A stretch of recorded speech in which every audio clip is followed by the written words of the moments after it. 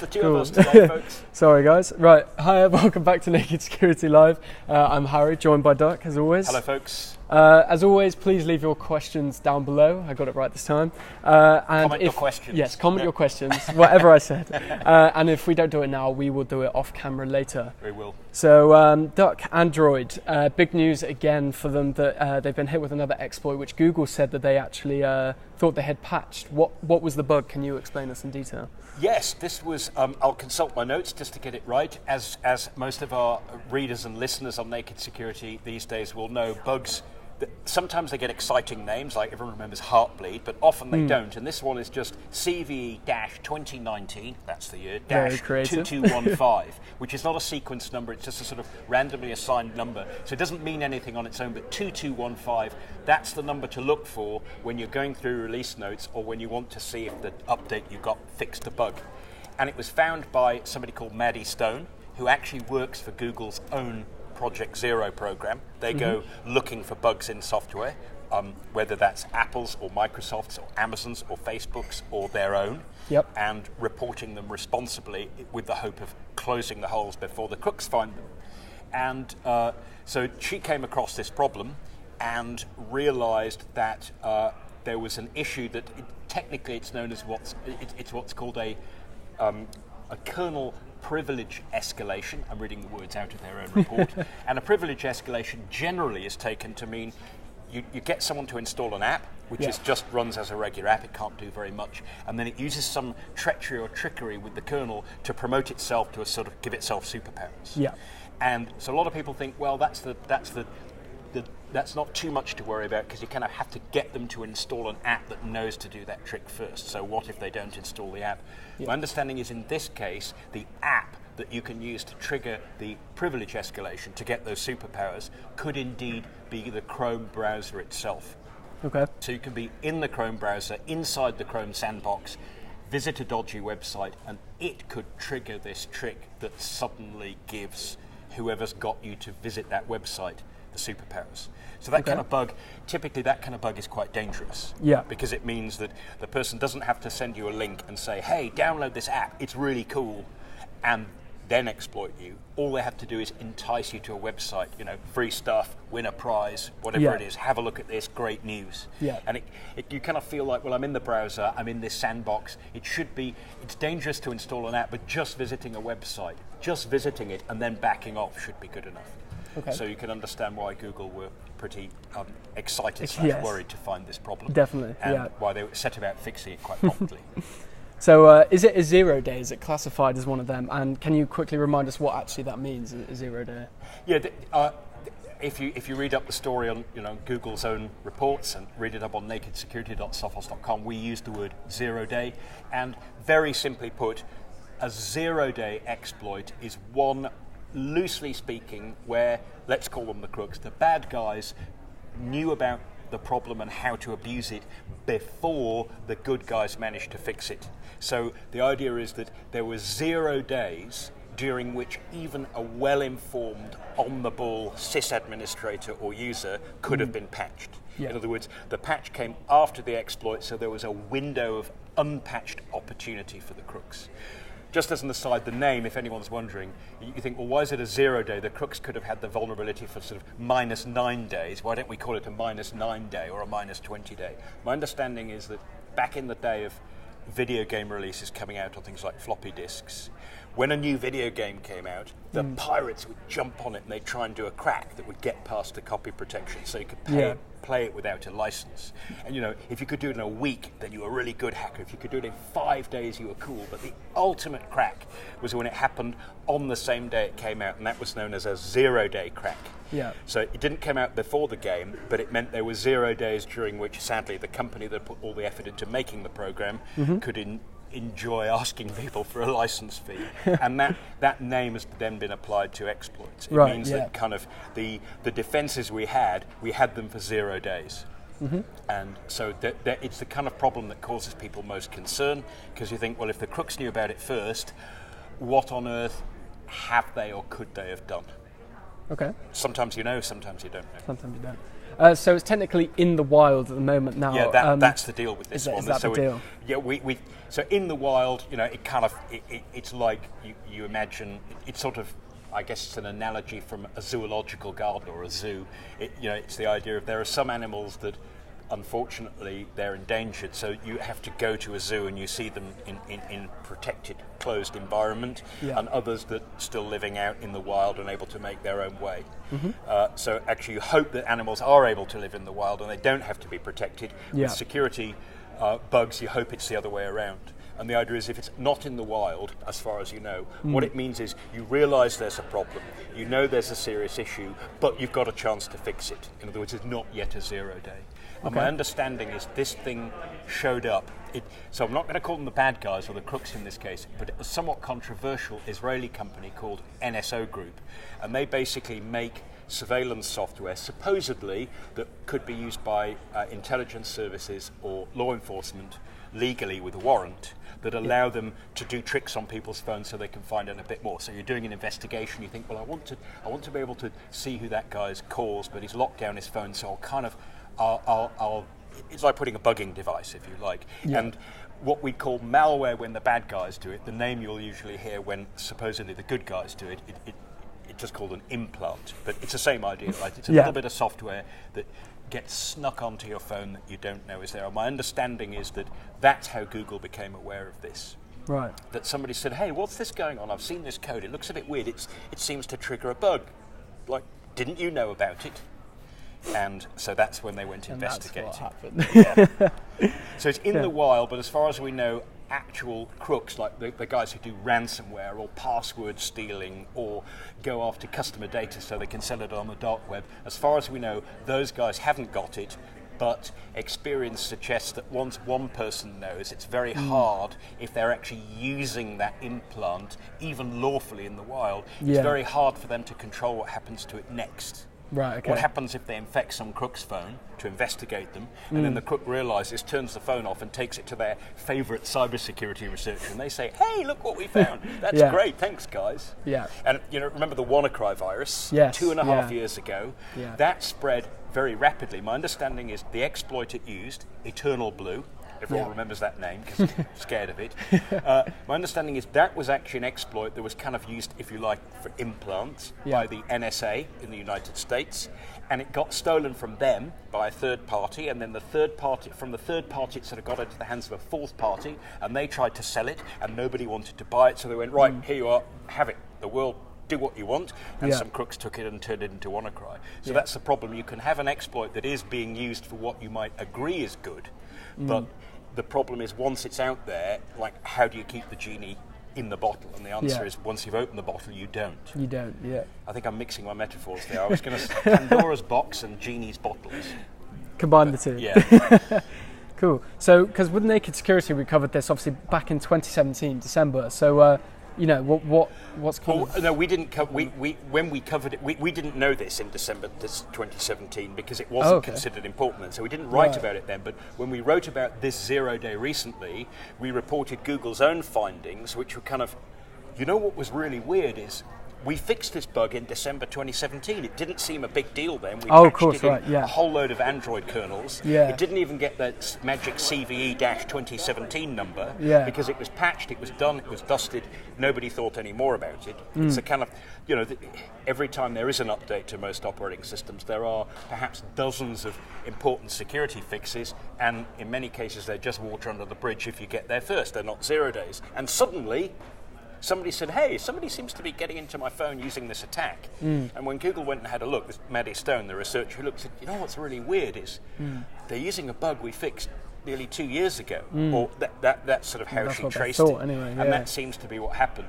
So the funny thing is we don't know why it didn't get patched for some versions of Android for some devices. Is it down to memory usage? Is it down to kernel versions? Is it down to the way the driver behaves, the different code paths it takes?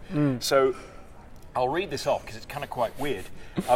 For example, devices that were known to be affected by this bug, Google Pixel 1, 1XL, 2 and 2XL. But not the 3 and the 3A, go figure. Samsung S7, S8, S9, But not S10. Not S10. And then there are others, a Huawei P20, that's the only one on the list for Huawei, and so on and so on. Yeah. So the problem is, there are some devices where Google will absolutely certain it doesn't work because they've done the experiments and they can't get it to work and they think it's fixed. Yeah. There are others where they know that this bug does work and they've got to rush to fix it. Yeah. And then there are other devices, the kind of unknown unknowns. So the fact that your device isn't on the list, it's on nakedsecurity.sophos.com if you want. Just search for NSO Group. That string, that's the company that were using this bug in the wild. Yeah. So we've got a list of phones that are known to be affected and that should have updates by now. But it's sort of an open question of what that list of devices might be. Yeah. My understanding is that in the recently released the October 2019 update that Google puts out, that actually works on a lot of modern phones, this bug, let me repeat the number. So I was literally about to say, just to cut you in there, someone's literally commented, is there a vulnerability test or list from Josh? So hi Josh, yes, there is a list, as I mentioned. I read out some of them, I won't do the whole thing. The list is about sort of yay long, but we don't, and about yay wide. There's quite a lot of, it's a weird mixture. Yeah. Really old phones seem to be okay, really new phones seem to be okay, and the kind of ones in the middle, somehow this bug is known to work, but those are only the ones that have been tested. Yeah. So if you have a phone that's on the sort of modern Google Android update path, where they've teased apart the operating system updates and the app updates a bit more than used to be in the old days, where you basically had to wait for everything to get updated and update all your apps and all your operating system and everything for your vendor all at once. Yeah. If you're on one of those phones that does get monthly Google updates, you should be okay, but check it out. Yeah. If your vendor of your phone has supplied you with an October 2019 update and there are release notes, although those look rather techy and maybe incomprehensible, even if you don't understand exactly all the technical details and what all the exploit names mean, those lists are fantastic for searching through for that CVE number I mentioned, CV-2019- 2215. So if you had an update for your phone in October and that patch is in the list, then you may have been vulnerable, but you should be fixed. Fingers crossed. Well, of course, that raises the question, what about everybody else? Yeah. Is there patches out for other people now? Well, that's the burning question for the Android ecosystem, isn't it? Unlike the iPhone, where there are Apple controls everything and there are comparatively few models, so people tend to stay on the update path. And Apple, they have to test N updates with N different phones, whereas Google, it's N and M are huge numbers, so the number of combinations is absolutely enormous. And you've got some carriers build their own firmware, and then so it might depend on the manufacturer of the phone, the vendor of the phone, the carrier of the network you're on, the version of Android they started with. So unfortunately, for some devices, we kind of don't know. Like I said, there is a list of devices known to be affected. So go and have a look at that list and see if you're on it. If you're not on it, you might be affected, but if you are on it, then you definitely have to look for a patch for this. So for the older bits of the Android ecosystem, that's one of the problems that Google faces. They can't give a definitive answer for people who are on older phones or more budget phones that are using older hardware that can't run the latest flavor of Android. That is, I guess, one of the significant differences between the Android path and the Apple path. I think when Apple put out an upgrade, I'm sort of inventing the statistics, but I think I'm reasonably okay. That it's usual that about half of Apple's users who have the upgrade available will jump even the whole new version, like from iOS 12 to 13 or from 11 to 12 or whatever. 50% of people will make the jump in about a week, whereas Google, they might get 1% of people on their latest release of the operating system in a month or more, sometimes in several months, because there's so much more variety in the Android world. So that's the little bit of a difference. The good news is that this was supposed to be fixed. On some devices it wasn't. Google realized the wildness of this exploit seems to be limited to fairly targeted use by a company that, as far as we know, has not let this fall into cyber criminal hands. It's not being used to deploy ransomware or to spy on your passwords or to steal customer data and email off your phone. So it doesn't seem like it's the end of the world, but it is very much egg on face for Google. Yes. They got this bug. It was pretty much a run-of-the-mill thing. They fixed it, didn't even get a CV number, and then 2 years later, what? Where did that come from? And it does go to show that when you're doing updates in a complicated ecosystem where you've got lots of different computers, lots of different CPUs, lots of different amounts of memory, lots of different apps bundled with it, lots of different vendors, it's very, very hard when you think you fixed a problem to test it reliably on all possible combinations. You have to take a representative sample and hope that your testing worked. Yeah. So it seemed that didn't work with Google that time. Of course, yeah. So Josh has just asked quickly, is there one of those awkward ones where Huawei won't be able to patch since they've been cut off to some extent? Actually, I don't know about that. I guess the only people who can really answer that question are some combination of Huawei and Google. Yeah. My understanding is that the Huawei P20 was on the list of known affected devices. Yeah. Now, my understanding is that if I presume that this patch, because it's in the kernel, which is licensed under the GPL, that this will be part of the Android open source project, the actual fixes. Yeah. So it'll be documented. Google have openly talked about this on their blog. They've said once we fixed it, we'll describe how it works and what to do about it. So my understanding is there's absolutely no reason why Huawei can't do their own update, as far as I can see, because I'm assuming that since this is in the kernel, the code is there for anybody to inspect and for anybody to apply, possibly even in an improved or modified form in their own system. So I think Huawei being cut off, that might make it difficult. If this were a bug in some Google component that wasn't open source that they were relying on, that they're no longer getting patches for, that would be different. Yeah. But my understanding, this is in the kernel, and the kernel is part of that open source project bit that underpins Android. In the same way, you get the same thing with iPhones, that iOS and macOS, the bottom part of it, Open Darwin, that is based on an open source layer, and then there's sort of a whole lot of closed source glue and secret source on top of it. Yeah. And so sometimes when Apple put fixes out, if it's in the same with Google, like if there's a fix in the Play Store component, that's not open source. If there's a fix in the kernel, it is. Right. So that's the deal, that even in a world where people say, oh, open source, closed source, a lot of products these days are kind of a mixture of both. Yeah. So I'm hoping that for Huawei, it won't be difficult for them to make sure that their phones are invulnerable from now on.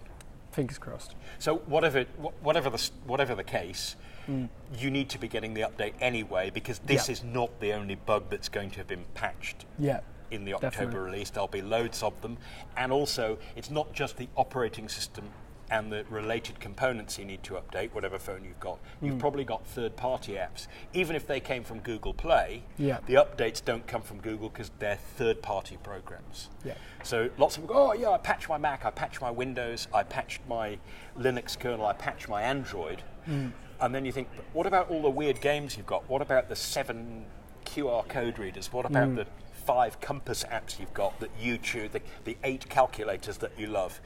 Those need updating as well. And so that's something that you can't expect Google or Apple, if you're on an iPhone, to take care of all the third-party apps. Yeah. They can advise you, they can provide updates when they're available in their respective markets. Yeah. They can withdraw apps that flagrantly breach the rules. But basically, the more apps you have, the more work you have to do when there's an update concern to make sure that they're all patched. Just moving on from that quickly, the article that we actually put up recently on the matter, we've had a comment from it, which I thought I'd say to you and see your take on it. I've read those comments. I don't know which one you're going to choose, but hit me with it, because I hope it's not the one I'm thinking of. I hope someone will ransomware all phones that are out there so our children and humans can have normal life. Yeah, I was hoping you wouldn't ask me that one. I presume it's meant to be funny, right? So I can't tell if it's him just being very extreme or if he's going, trolling phones or are terrible, just phones are terrible. Sort of Extinction Rebellion for telephony or something basically. like that. Yeah, where do you stand? Well, generally, I think what the person's referring to is when we think of ransomware for laptops and stuff, we think of file scrambling. Yeah. But back in the day, there was a huge market and huge money, sadly, made by the crooks for a much simpler flavour of ransomware, because it's going after individuals. You can't expect an individual, hey, give me $50,000 or you won't get your data. They'll just wipe their phone and start again. But if you say, hey, I've locked your phone, you can't get in, ha, ha, ha, pay me $35 and I'll let you back in, then the crooks found that some people would pay, even though they might have been able to get a buddy who knew their stuff, had their technical chops to go in and kind of hack their way through the phone and fix it. They're figuring, in the interim, my phone's just frozen. Every time I try and do something, this thing's popping over, it's killing off my apps, I can't make phone calls, I can't send messages, my email, I get my email for 5 seconds and then it's killed off, so people were paying the money, and that was the kind of ransomware that was a huge problem a few years ago on phones. And the idea is it doesn't scramble your files, it just locks you out of your phone temporarily. So I get the point. They're saying maybe we're too reliant on our phones, and maybe we entrust so much that when you get bugs like this, instead of going, oh, well, there's a bug in my phone, I'll just put it down for a few days, and when it's fixed, I'll come back to it. You go, oh, what am I going to do? Like, I've got this terrible bug, but I still need to do social networking, instant messaging, photo sharing, phone calls, browsing the web, reading my email. How am I going to do it in a dangerous world? So, I think that's a step too far. Yeah, I think so. Obviously, good parenting says you should be watching what your kids are doing. You shouldn't just give them a phone and let them run off and do whatever they want with it. Some kind of supervision is necessary. And definitely. You should be doing that whether or not there's a flaw in the phone. Maybe what that guy means is, hey, now there's a hole, now there's a security hole. Maybe somebody should use it for good. Yes. Cut us all off from the internet and let's go back to the steam age. Well, maybe. Although, steam engines don't burn fossil fuels. Generally, they do actually, because they do. Yeah, I was going to say that's what I was going to say. They were running coal. I guess the early ones run on things like wood. On wood, yeah. But we're not. I don't think you need to be against technology. You need to be in favour of its responsible use. And part of that responsible use for yourself is make sure you've got those updates. So although this is embarrassing, real egg on face for Google, fixed bug, oh dear, it wasn't. You're going, well, what's happened to me in the past 2 years? Probably, let's be honest, nothing. Because if there had been malware on your phone, you might have got an indication of it. And if somebody was trying to keep you under surveillance and you were that important to them that a nation state wanted to target you specifically, then they wouldn't just be relying on one exploit. They'd have a whole load of other things that they'd be doing that you'd probably be equally unaware of, like monitoring your phone calls from the phone company and sending people to follow you around and so forth. So, I think it's easy to overreact to something like this. Bad as it is and embarrassing as it is for Google, it looks as though there is an element of all's well that ends well in this one. In the same way that there was when Google's Project Zero, a different bunch of researchers found similar sort of problem in iOS recently that we wrote about. 0 days they found in some iOS messaging apps where you could send someone a booby-trapped message and take over their phone, reported it to Apple, Apple patched them, and then Google went back. It wasn't 2 years, it was more like weeks, but if you remember, iOS 13 came out, then 13.1 came out to fix some problems, and then suddenly, while we were talking about 13.1.1 came out to fix a bug that Google had found that Apple said they'd already fixed, and Google said, we don't think you have. So even the industry giants who are serious about security can make security blunders. So that's a message to all the programmers out there. There we go. It ain't that easy.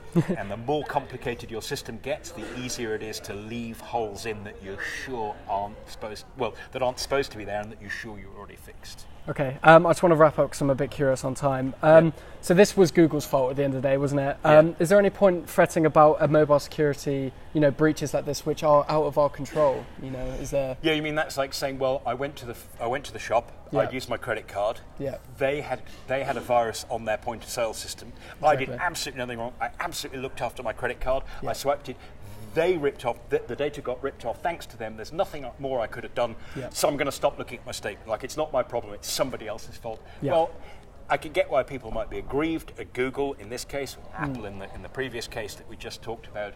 The point is that you're just as likely, and in fact probably very much more likely, to fall victim to kind of privacy snapping stuff, like somebody getting in and snooping on you, by something that you inadvertently invited in all on your own. Yes. So that doesn't just go with your updates to your operating system, the updates to your apps, but also which apps you choose.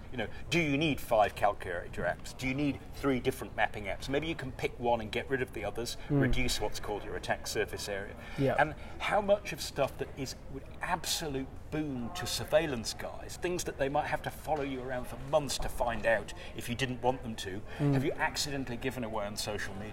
Yeah. You were in our recent tips video, weren't you, yes. talking about exactly that? Yeah. You were talking about things like, if you've ever put up photos of a birthday party on Facebook, you've given everyone your birthday. Anything like that. When you move, you're allowed to tell people, but don't be surprised if somebody knows your address. You think, how on earth did they know that? Exactly. Assume they will know it if you've actually told the world. So I think yes, Google could have done more here. They've reacted promptly. They've got the update out. You can get it. You can patch your phone. But there's an awful lot, at least as much and more again, that you can do for yourself.